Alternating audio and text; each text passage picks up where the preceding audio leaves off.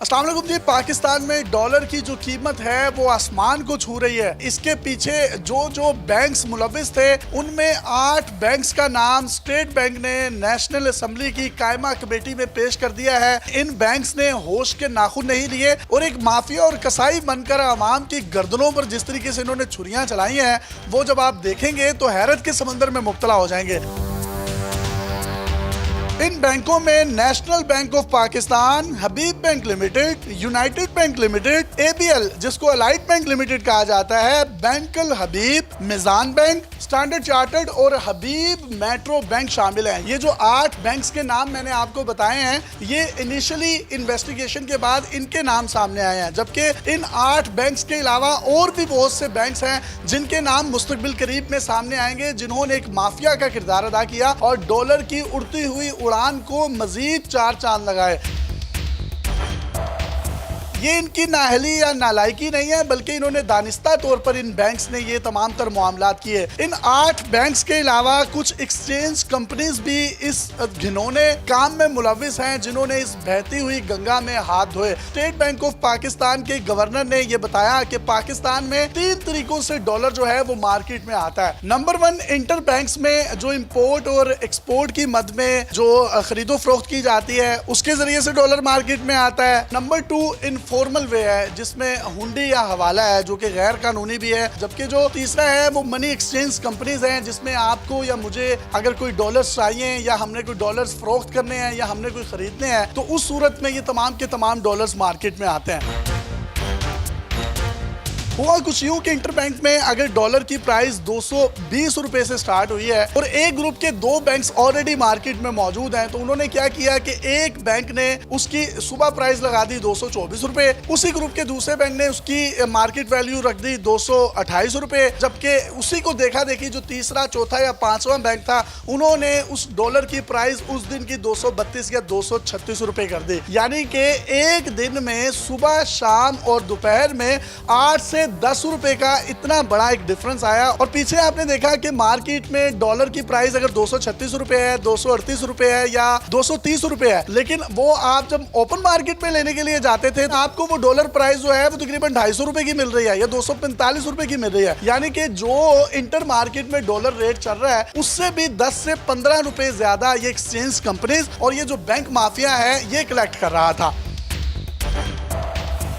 ये जो 8 बैंक्स के नाम मैंने आपके सामने लिए हैं जिसमें स्टैंडर्ड चार्टर्ड भी है, UBL भी है, ABL भी है, हबीब मेट्रो, बैंकल हबीब, मिजान बैंक है और गवर्नमेंट ऑफ पाकिस्तान का अपना बैंक नेशनल बैंक भी शामिल है। इन्होंने तकरीबन पिछले 3 माह के अरसे में 27 अरब 80 करोड़ रुपए की एक्सचेंज की मद में जो है वो प्रॉफिट कमाया और ये तमाम का तमाम मुनाफा तकरीबन 28 अरब रुपए का इन 8 बैंकों के पास गया है। अभी इसकी तफ्तीश जारी है।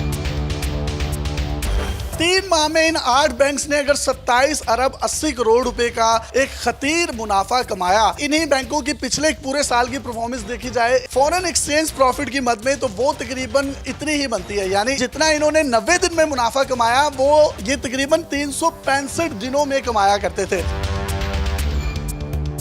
ये बैंक्स इतने बड़े माफिया का हिस्सा कैसे बने इसके लिए आपको थोड़ा सा मैं पास में लिए चलता हूं। आपको याद होगा जब गवर्नमेंट चेंज हुई तो अप्रैल के महीने में कहा जा रहा था कि पाकिस्तान श्रीलंका की तरह, मेरे मुंह में खाक, के डिफॉल्ट हो जाएगा और जब पाकिस्तान डिफॉल्ट कर जाएगा तो इन बैंक्स ने फोरकास्ट कर लिया कि पाकिस्तान जो है वाकई उस तबाही के दहाने पर आ गया है जिसके बाद जो है यहाँ से हर बंदा भाग जाएगा और हमारी अल्लाह ना करे सिचुएशन जो है वो श्रीलंका जैसी हो जाएगी। जिसके बाद ये बैंक्स जो है माफिया की सूरत में सामने आए। पाकिस्तान में इंपोर्ट जो है वो बंद हो चुकी थी जिसकी वजह से पाकिस्तान में डॉलर जो है वो नापैद हो गया और अगर डॉलर्स थे भी तो वो लोगों ने दुबई प्रॉपर्टी में भी इन्वेस्ट करना शुरू कर दिए, हुंडी और हवाला के जरिए से दुनिया के दूसरे ममालिक में भेजना शुरू कर दिए, जिसमें मुतल्लिका इदारों उनकी भी नाअहली सामने आई है जो कि इसको रोकने में नाअहल और नालायक साबित हुआ है।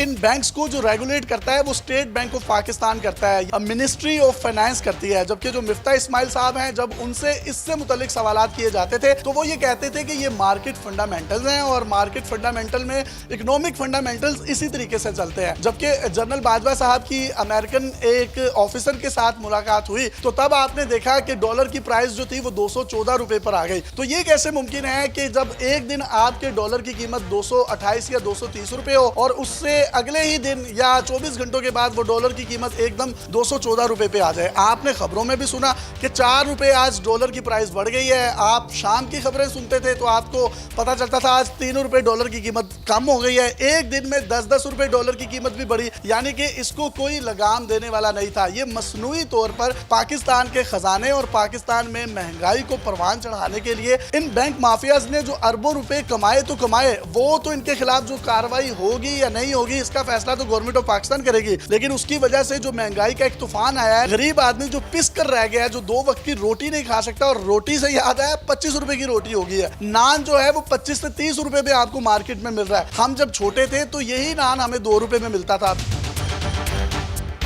इंटरनेट पर बेटर होम कंसल्टेंसी एक फर्म है जिन्होंने पाकिस्तान से डॉलर्स के गायब होने से मुतल्लिक एक इंकशाफ किया था, जिससे मुतल्लिक मैंने एक वीडियो भी बनाई थी जो कि आप गूगल कर सकते हैं। उसमें यह बताया गया था कि पाकिस्तान में ये जो डॉलर है ये बड़ी तादाद में गैर कानूनी तौर पर जो है गायब किया जा रहा है। अब इसहाक डार साहब जब पाकिस्तान में आए हैं, क्योंकि उनको इन तमाम मामलात का पता है, जिसकी वजह से ये डॉलर जो है इसकी कीमतें जो बढ़ती जा रही थी अब कम होती जा रही है और रुपए की कदर जो है वो बढ़ती जा रही है। और एक तरफ वो कहते हैं कि वो डॉलर की प्राइस को 200 रुपए से नीचे लेकर आएंगे। और अगर ये मसनूई तौर पर जो डॉलर की कीमत इन माफियाज के जरिए बढ़ाई गई है, इनको लगाम डाल दी जाए, तो जो एक्यूरेट डॉलर की कीमत पाकिस्तान में रुपए के मुकाबले में बनती है वो तकरीबन 190 या 195 रुपए के करीब है। अगर आप 200 रुपए भी करें तो अभी तक जो ये 25-30 रुपए या 36 रुपए इस पर इजाफी लिए जा रहे हैं, इससे ना सिर्फ हमारे मुल्की खजाने को और हमारे ज़र मुबादला के ज़खायर को टीका लग रहा है, इसके साथ साथ महंगाई का एक बहुत बड़ा तूफान आएगा जिसको रोकना जो है वो शायद हुकूमत के लिए मुश्किल हो जाए। और अगर हुकूमत ने और स्टेट बैंक ऑफ पाकिस्तान ने इसका सद्देबाब ना किया तो मुमकिन है अल्लाह